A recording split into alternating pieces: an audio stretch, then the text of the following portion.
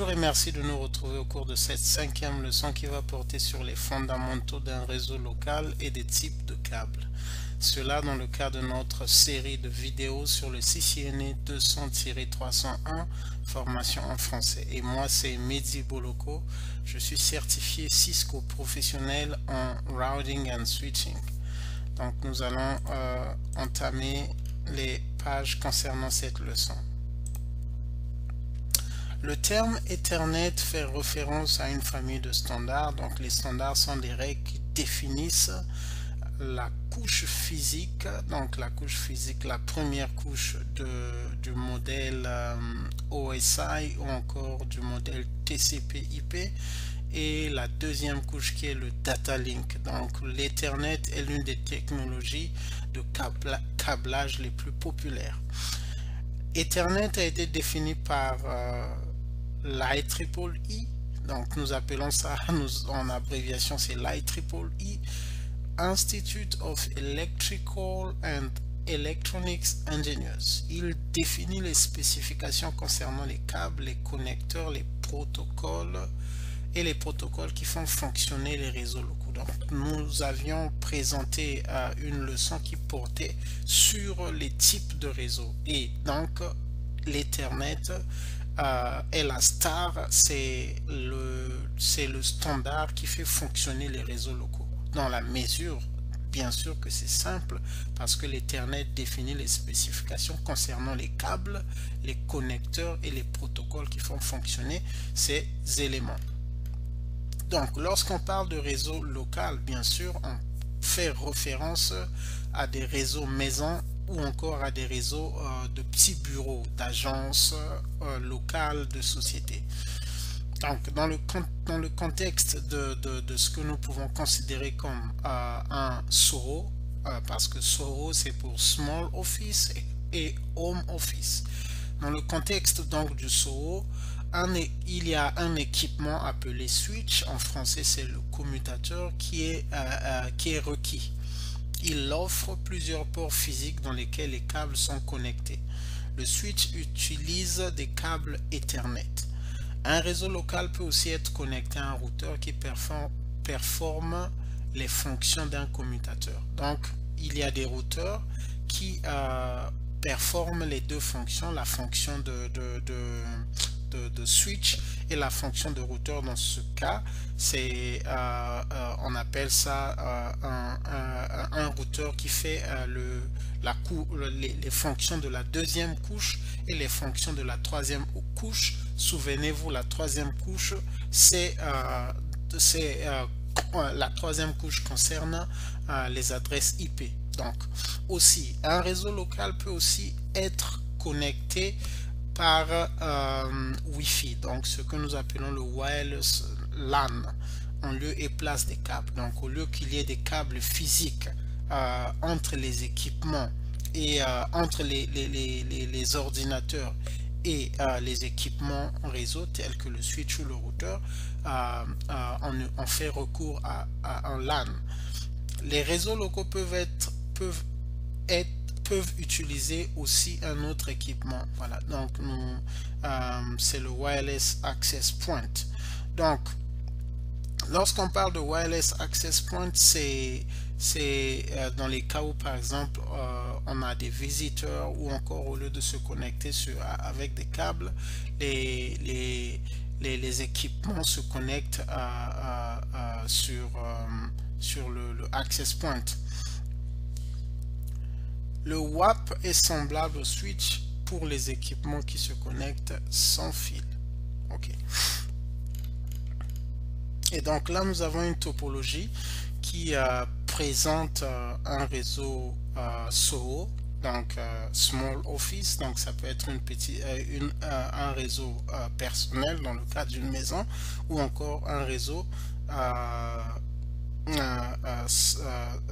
Small Office pour un petit bureau de société ou encore Home Office pour un réseau personnel de maison.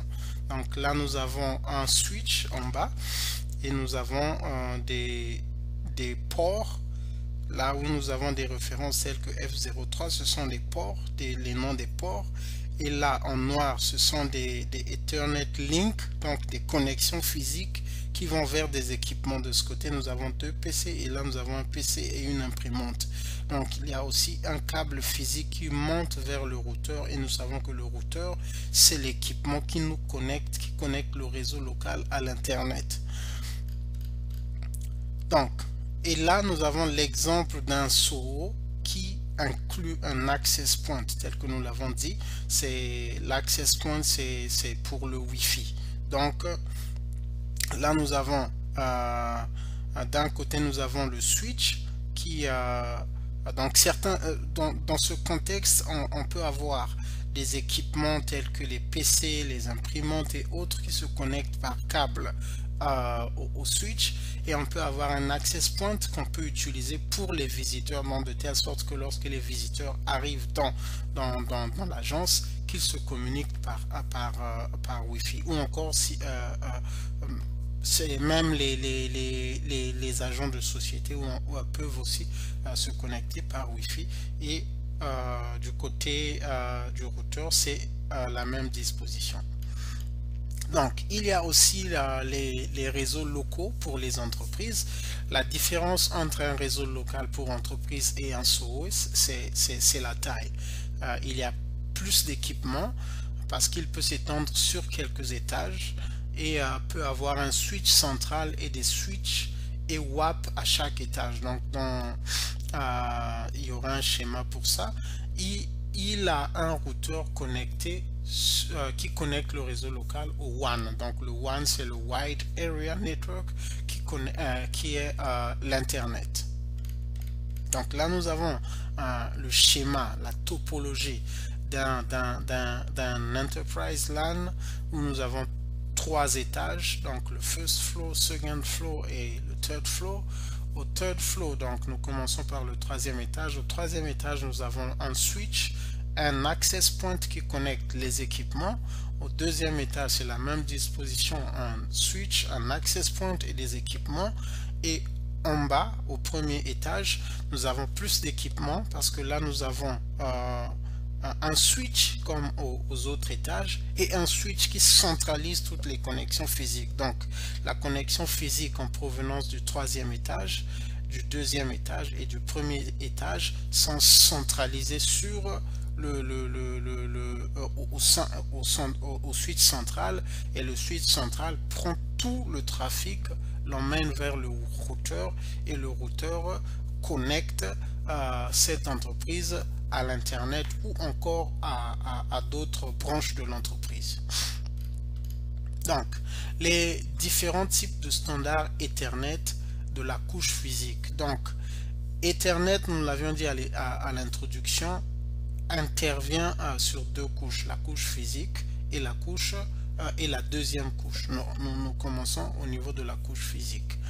Les règles qui définissent les mécanismes de transmission des données, donc les data, ce sont les données sur les médias. Donc le terme média fait référence aussi au câble. Donc je répète, les règles qui définissent les mécanismes de transmission des data sur les médias physiques, la vitesse précise de transmission et les règles qu'un équipement doit respecter pour faire partie d'un réseau local sont définis par l'IEEE dans le cadre du standard 802.3. Donc, il y a 3 éléments à retenir ici. 802.3 définit les règles qui définissent les mécanismes de transmission des données sur les câbles physiques. Donc, nous l'avions dit lorsqu'on a fait l'encapsulation, les données viennent de la couche 7, descendent à la couche, bon, là je fais référence à l'OSI model, ça vient de la couche 7, ça va à la couche 6, la couche 5, la couche 4, la couche 3, la couche 2 et la couche 2 envoie, et ce sont les bits qui vont sur le lien physique, la connexion physique. Donc Ethernet, c'est la technologie qui définit comment est-ce que cette transmission de bits doit se faire. Il y a aussi la vitesse de transmission. C'est Lorsque nous disons par exemple que l'internet est lent, est-ce que c'est rapide? Donc il y a chaque connexion physique a une vitesse spécifique. Il y a aussi les règles que les équipements doivent respecter pour faire partie d'un réseau local, les vérifications. Nous donnerons des détails sur plusieurs leçons concernant cet aspect. Il y a deux types de câbles, le copper et la fibre. Donc le copper c'est traditionnel et la fibre c'est un peu moderne, c'est récent. Nous allons aussi aborder cela. Le copper en abréviation UTP transmet les données en utilisant le circuit électrique. Par contre, la fibre permet aux équipements de transmettre la lumière au travers d'une fibre de verre, fiberglass. Ici, nous avons les standards Ethernet de la couche physique. Les standards Ethernet de la couche physique. Donc, nous voyons ici la vitesse, le speed, donc la vitesse de transmission. Donc, nous avons 10 megabytes per second, 100 megabytes per second, 1000 megabytes per second. Il y en a deux, et le 10 gigabytes per second. Donc, ici, le 10 megabytes per second, c'est ce que nous appelons par Ethernet. C'est simplement parce que c'est le premier type de câble qui a été créé. Et après, ils ont beaucoup développé, mais la référence est restée dans le cas de l'Ethernet, parce que c'est le père de cette technologie. Après, nous avons le Fast Ethernet, nous avons le Gigabyte, nous avons ici un standard name et aussi une abréviation. Donc, lors d'un test, on peut vous demander par exemple 802.3 fait référence à quoi? Et là, nous avons les distances. Donc, nous pouvons le constater. Le copper, tout ce qui est copper, tout ce qui est copper se limite à 100 mètres. Par contre, la fibre va jusqu'à 5000 mètres.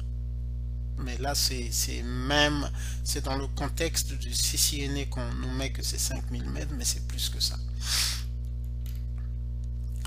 Et il y a un élément très important, c'est qu'il y a une uniformité du fonctionnement de l'Ethernet, du standard Ethernet, quel que soit le câble. Donc, nous avons parlé des types de câbles et des vitesses qui différencient, mais quel que soit le type de câble, ils fonctionnent tous de la même façon en ce qui concerne la transmission des données. Donc, on va développer cela. Quel que soit le standard utilisé, nous avons parlé du 802.3, 802.3U, 802.3Z. Ethernet fonctionne de la même façon parce qu'il utilise le même data link, la couche 2, sur toutes les connexions physiques. Donc, pourquoi? Parce que Ethernet, que ce soit à la réception, ça veut dire que si c'est le côté qui reçoit, ou encore du côté de la transmission, parce que du côté de la transmission, les données viennent de la couche 2 et sont transmises à la première couche. Du côté de la réception du PC qui reçoit, les données viennent de la première couche et sont transmises à la deuxième couche. Que ce soit à la transmission tout comme à la réception, le mécanisme d'envoi à la deuxième couche ou de réception en provenance de la première couche sont les mêmes. Ethernet utilise le même Ethernet header and trailer pour tous les types de câbles. Nous avons parlé du header et de trailer lors de la 4e leçon. Donc, ça c'est important. La couche physique se consacre à transmettre les bits et Ethernet Data Link se consacre à transmettre les frames de la source à la destination. Ethernet est donc une combinaison d'équipements de différents types de câbles et de vitesses de transmission. Donc, lorsqu'on parle du standard Ethernet, on fait référence à plusieurs éléments. Les équipements physiques tels que les switches et même les équipements utilisateurs tels que les PC, les imprimantes, les câbles et la vitesse de transmission font un ensemble qu'on appelle Ethernet, le standard Ethernet. Donc ça c'est l'uniformité. Nous voyons donc l'uniformité dont je parlais. Par exemple ici ce PC transmet à 10 MB per second, ce PC 2 transmet à 1 gig et ce PC transmet à 100 gig. Et tous ces PC sont connectés par UTP. Généralement les PC seront connectés par UTP. Je ne pense pas que en fait le PC ne va pas se connecter par fibre. Par contre ici ce switch, vu qu'il est les deux switches sont séparés par une distance de 200 mètres, on utilise une fibre de 1 gigabyte, et vu que ces deux switches sont séparés d'1 kilomètre, ils sont et aussi par rapport à la demande de vitesse, ici c'est une fibre de 10 gigabytes. Donc 10 gigs, c'est ce que nous appelons 10 gigs, 1 gig, yeah, voilà. Donc c'est ça représente. Et ici nous voyons que le format du message de la deuxième couche est le même. Donc nous avons l'Ethernet, le data et l'Ethernet. Donc à l'entête de ce côté nous avons le header, et à l'arrière nous avons le trailer. Réseau avec LAN avec des câbles UTP ou copper. En fait quand vous allez au début c'est un peu confus, mais en fait UTP c'est copper. On appelle ça copper couramment sur le terrain, mais le terme technique c'est UTP. Transmission des données en utilisant le câble Unshielded Twisted Pair. Donc Unshielded Twisted Pair c'est UTP. Pair en français c'est paire torsadée non blindée. La transmission des données utilise, dans le cas de UTP, utilise l'électricité qui circule à l'intérieur du câble. Donc dans le cas de UTP, on utilise l'électricité, nous l'avions précisé, et il y a ce qu'on appelle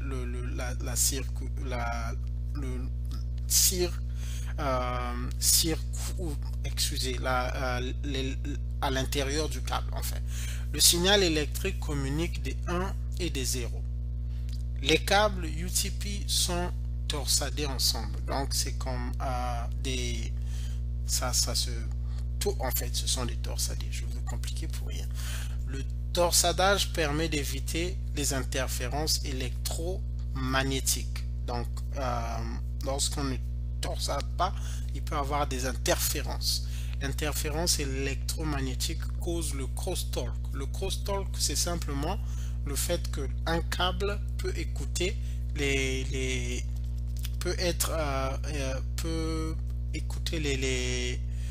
en fait, dans la réalité, c'est lorsque nous écoutons en fait, s'il y a une transmission sur l'autre câble et une autre transmission sur l'autre câble, vous pouvez écouter ce qui passe sur l'autre câble.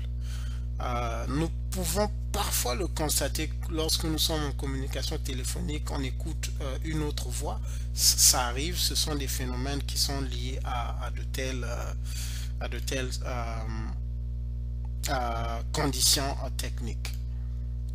Le réseau LAN avec des câbles UTP, le copper, donc UTP c'est copper. Le schéma ci-dessous montre deux fils individuels, donc je vais faire la différence entre câbles. Le câble c'est le média physique, et les fils ce qui est à l'intérieur du câble. Le schéma ci-dessous montre deux fils individuels à l'intérieur d'un câble UTP. Un circuit électrique requiert une boucle électrique qui permet à l'électricité de circuler. Donc ici nous avons le circuit dont je voulais parler. Donc ici c'est la transmission, un équipement, et ici c'est la réception.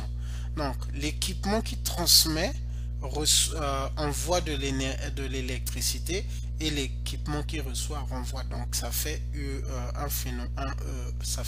ça crée un loop. en loop. Donc lorsque vous avancez, vous allez commencer à troubleshoot les équipements physiques. Vous allez beaucoup parler, vous allez voir qu'on parle beaucoup des loops. Ok, donc Ethernet link, Ethernet link et connection Ethernet. Donc là nous allons parler d'une connexion physique Ethernet, parce que nous avons introduit un peu les standards. Maintenant là nous parlons du lien, c'est-à-dire de la connexion entre deux équipements. Ethernet link réfère à une connexion physique entre deux équipements. Nous avons la référence 10 base T qui est pour la vitesse de 10 MB/s et la référence 100 base T qui requiert et la référence 100 base T qui est pour 100 MB/s.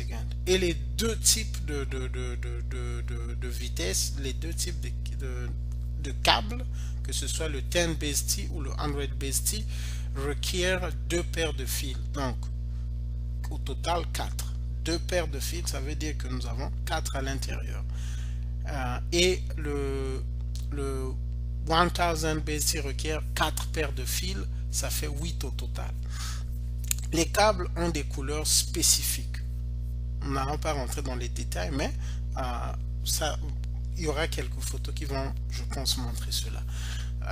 La majorité des UTP utilisent le connecteur RJ45. RJ45, ça sera une notion qu'il faut retenir. En fait, c'est une notion qu'il faut retenir.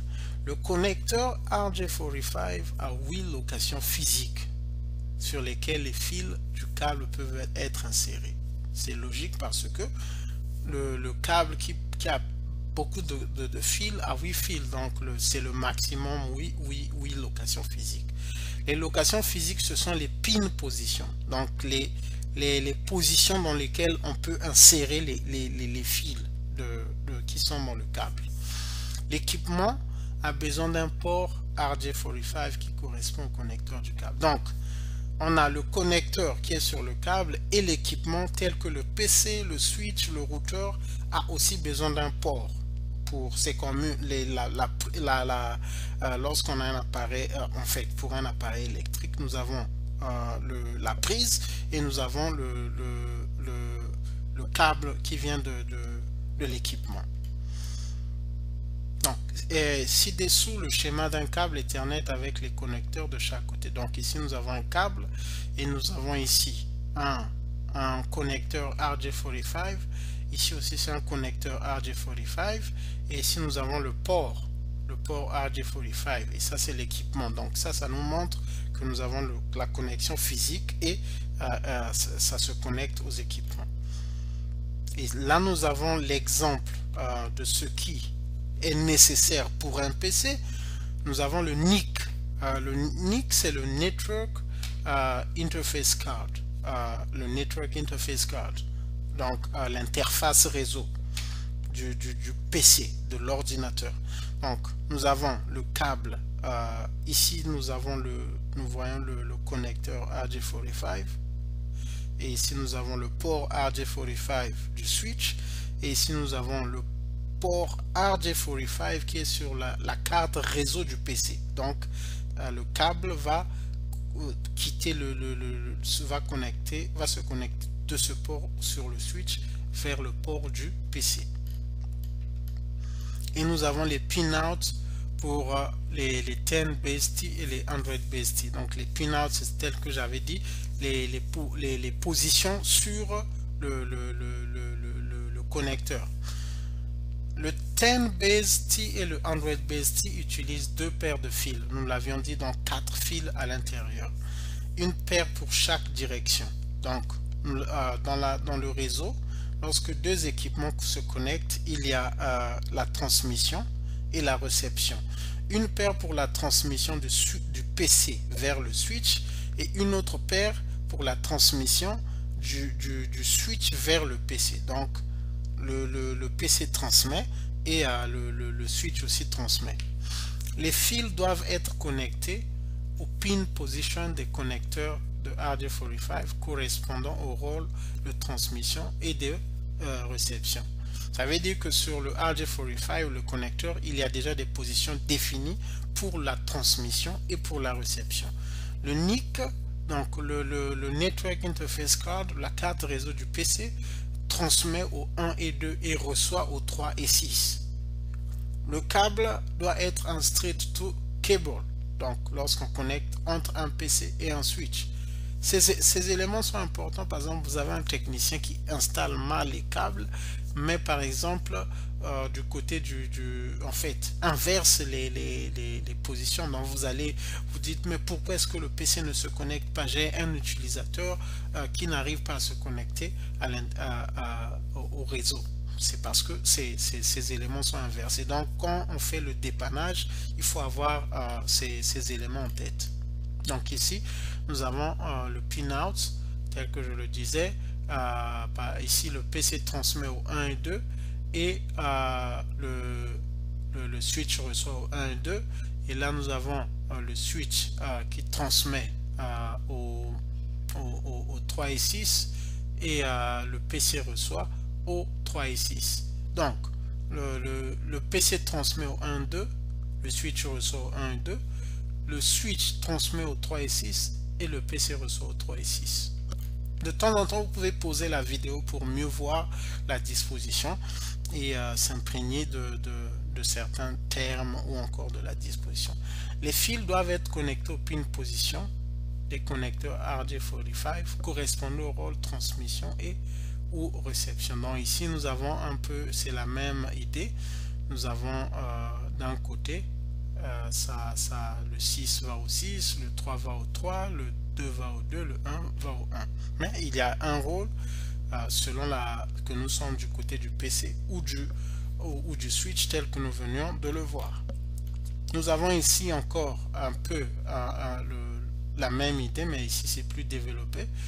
Le straight through cable fonctionne correctement lorsque les deux équipements utilisent des paires opposées pour la transmission et la réception. Tel que nous l'avons dit, le switch transmet au 1 et 2 et le PC transmet au 1 et 2 et le switch transmet au 3 et 6.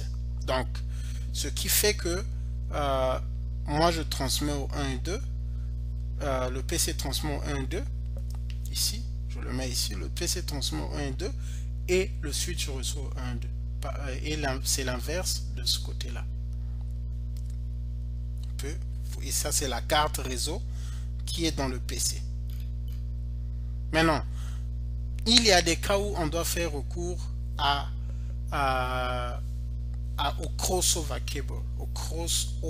cable. Donc, ça, ce sont des éléments très importants à retenir dans le cadre de l'examen même, mais aussi dans le cadre de la vie pratique. Pas trop dans la vie pratique parce qu'il y a des technologies qui permettent de déterminer tous ces éléments, mais Cisco va insister à ce que vous compreniez quelle est la différence entre STC, qui est pour le Straight Through Cable que nous venons de voir ici. Straight Through Cable, il va chercher à ce que vous puissiez maîtriser la différence entre le Straight Through Cable et le Crossover Cable. Donc, les équipements, dans le cas du crossover cable, les équipements transmettent sur les pins 3 et 6 et reçoivent sur les pins 1 et 2. Donc, dans ces conditions, les équipements transmettent sur les mêmes positions et reçoivent sur les mêmes positions. Donc, ça crée c'est différent par rapport au straight through cable. Donc nous voyons cela ici. Du côté et il y a des équipements, par exemple, il y a un autre tableau qui va résumer toutes ces différences. Ce switch ici là va transmettre au 1 et 2, excusez. Ce switch va transmettre sur le 3 et 6 et celui-ci va recevoir au 1 et 2. ce switch va transmettre sur le 3 et 6 et celui-ci va recevoir sur le 1 et 2. Donc c'est pas la même logique que le straight through. Ça peut, en fait, ça va paraître confus au départ, mais après quelques lectures, vous allez en fait mettre la différence sur la table. Alors ici, c'est un résumé des genres d'équipements et les genres de câbles qu'ils prennent. Donc lorsque nous allons faire les exercices sur Packet Tracer, nous allons aussi démontrer cela, quel type de câble pour connecter quel genre d'équipement. Donc pour faire simple, si je connecte un PC à un PC, j'ai besoin d'un straight through cable. Un switch à un switch, j'ai besoin d'un crossover cable. Et si je connecte un PC à un routeur, j'aurai aussi besoin d'un straight through cable. Mais ici, ils n'ont montré que le switch. Donc, généralement, il n'y a que le switch qui va avec, qui ne veut que le straight through cable. Et plutôt le crossover cable. Et même lorsque, entre le switch et entre switch et switch, c'est crossover cable. Donc switch et switch, voilà, switch et switch, c'est le crossover cable. Et donc entre le switch et switch, c'est le crossover cable. Et le PC et PC, c'est le crossover cable aussi, mais entre switch et PC, c'est le straight through cable. Donc je répète, entre switch et switch, c'est le crossover cable. Entre PC et PC, c'est aussi le crossover cable. Entre PC et routeur, c'est le crossover cable. Mais entre switch et PC, c'est le straight through. Et aussi entre le switch et le routeur, ce sera le straight through. Ça paraît confus, mais nous aurons des tableaux pour mieux préciser cela. Le pinout du 1000 base T. Le 1000 base T utilise 4 paires de fils. Il transmet et reçoit simultanément sur chaque paire de câbles.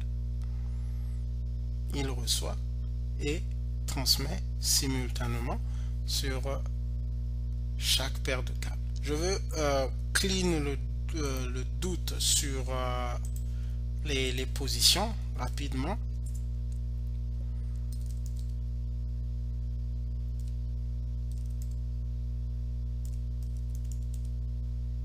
Through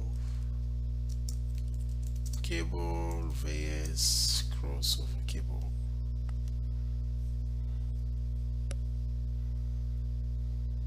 Les images. Oh, I want some images.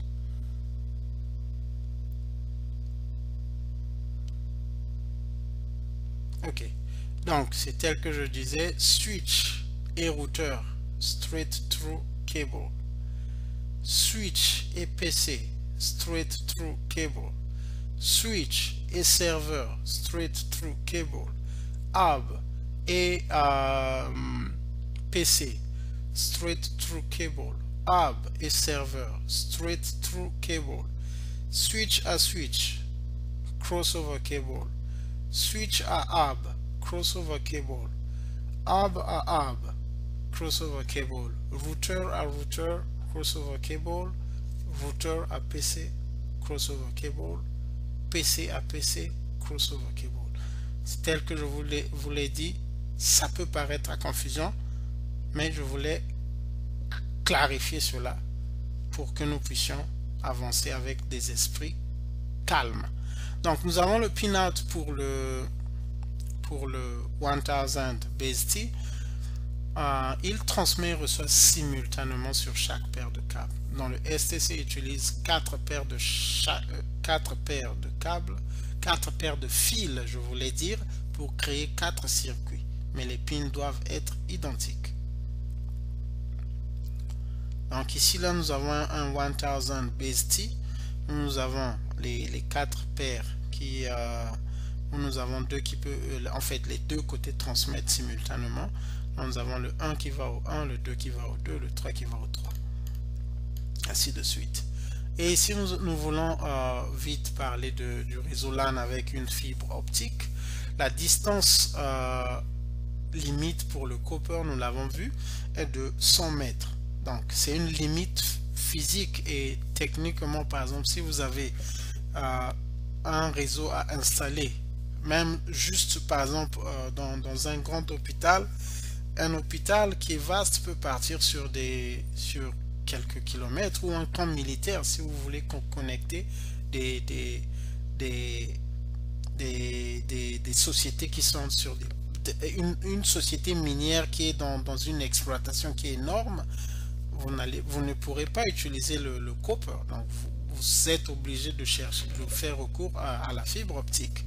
La fibre optique a une longue distance. La fibre optique utilise le verre dans lequel la lumière passe. Il s'agit du fiberglass.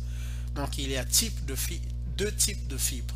Là je pense que, parce que ça sont les éléments que Cisco venait d'introduire dans le 200 à 301. Donc je pense que l'une des questions que Cisco pourra poser, c'est la différence entre single mode et multi-mode. Le multi-mode couvre des distances courtes, donc jusqu'à 400 mètres. Par contre, le single mode a de longues distances. Je travaille pour un fournisseur d'accès Internet, donc je travaille tous les jours sur la fibre optique. Les distances vont jusqu'à 80 km. Même si dans le document on dit 5000 mètres, on retient ça comme ça, mais ça va jusqu'à 80 km, voire plus. Il nécessite deux câbles. Un câble pour la transmission et un câble pour la réception. Donc ici nous avons le schéma d'une fibre optique. Nous voyons qu'il y a deux câbles. Et la logique est que TX veut dire transmission, RX veut dire réception. Donc ça sont aussi des abréviations à retenir parce que ce sont des abréviations standards qui viendront dans d'autres concepts. Donc ici, le câble qui transmet d'un côté est la réception de l'autre. Et le câble qui transmet de l'autre côté est la réception de l'autre. Ça veut dire que vous pouvez avoir... si un câble se coupe, la connexion se coupe. Pour la simple mesure que le réseau, c'est toujours une communication à deux directions. Donc, s'il y a un côté s'il n'y a qu'un côté qui transmet et l'autre ne peut pas renvoyer le signal, il n'y a pas de connexion. Donc ici, là, nous avons les standards. Nous avons le 100 gig base S qui est un MM, MM pour multi-mode. Nous voyons que la distance limite c'est 400 mètres. Nous avons un 10 gig base LX4 MM 300 mètres.